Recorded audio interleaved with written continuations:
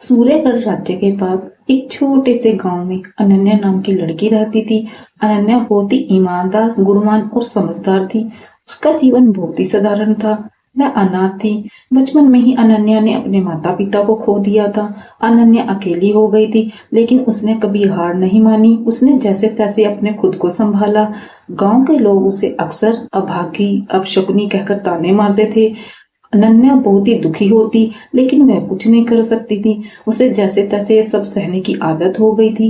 कभी कभी वह उदास हो जाती और अपने माता पिता की तस्वीर देखकर रो पड़ती, लेकिन उसने कभी किसी से कोई शिकायत नहीं की।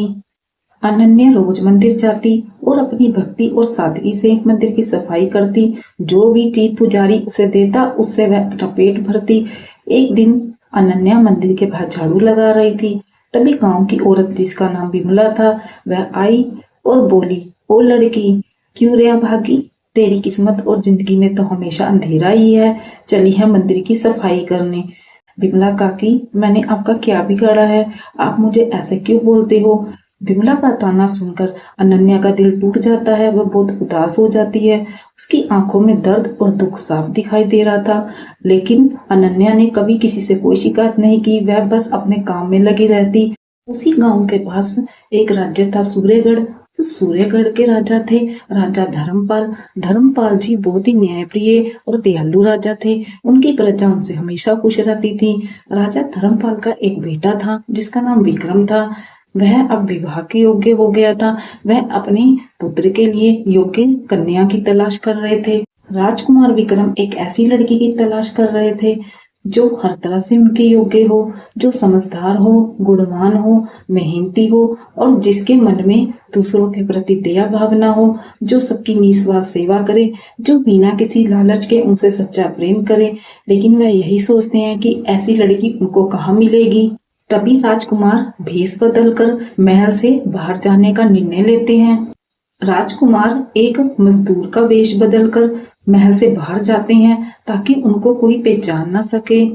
राजकुमार उसी मंदिर के पास पहुंचते हैं जहां अनन्या रोज जाती थी। वह देखते हैं कि अनन्या बिना किसी लालच के मंदिर की सफाई करती है और भगवान की सेवा करती है। उनका दिल अनन्या की सादगी और भक्ति देखकर बहुत प्रभावित होता है। वह मंदिर के अंदर जाते हैं और पास में एक पेड़ के नीचे बैठ जाते हैं और अनन्या को देखते रहते हैं। तभी वह अनन्या को आवाज लगाते हैं। राजकुमार अनन्या को बुलाते हैं और कहते हैं, मुझे बहुत प्यास लगी है, क्या तुम मुझे थोड़ा पानी पिला सकती हो? अनन्या कहती है, जरूर। तभी अनन्या थोड़ा सा पानी लेकर आती है और राजकुमार को पिलाती है।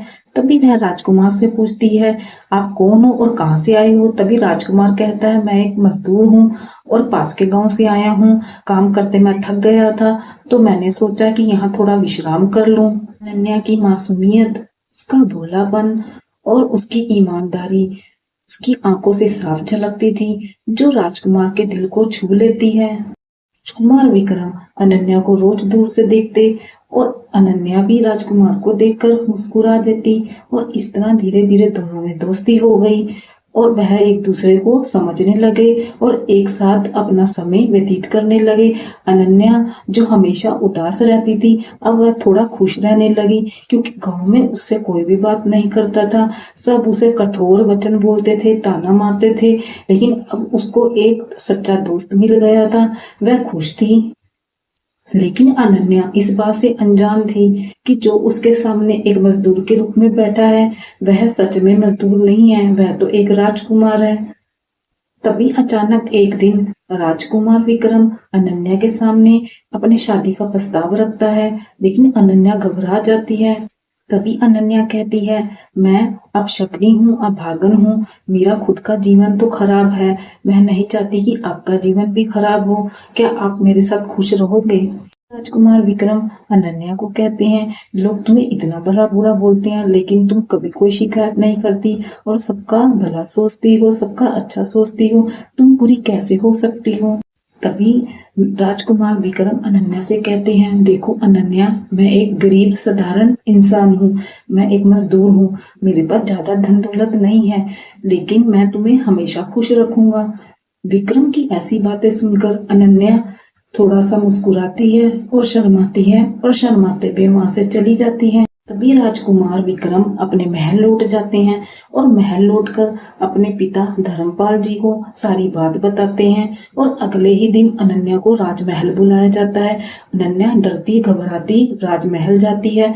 वह यही सोच रही थी उससे क्या गलती हो गई, उसको महल में क्यों बुलाया गया। अनन्या जैसे ही राजमहल पहुंचती है, वह अपने सामने राजकुमार विक्रम को देखकर घबरा जाती है और सोचने लगती है। अनन्या सोचने लग जाती है, यह तो वही है जो मजदूर बनकर उससे मिले थे, उसके दोस्त। क्या ये राजकुमार है? वह सोचकर हैरान हो जाती है। तभी अनन्या बहुत ज्यादा घबरा जाती है, उसका दिल तेजी से धड़कने लगता है। वह सोचती है कि कहीं उसने कोई गलती तो नहीं कर दी। वह घबरा कर बोलती है, राजकुमार मुझे माफ कर दीजिए, मुझे नहीं पता था आप राजकुमार हो।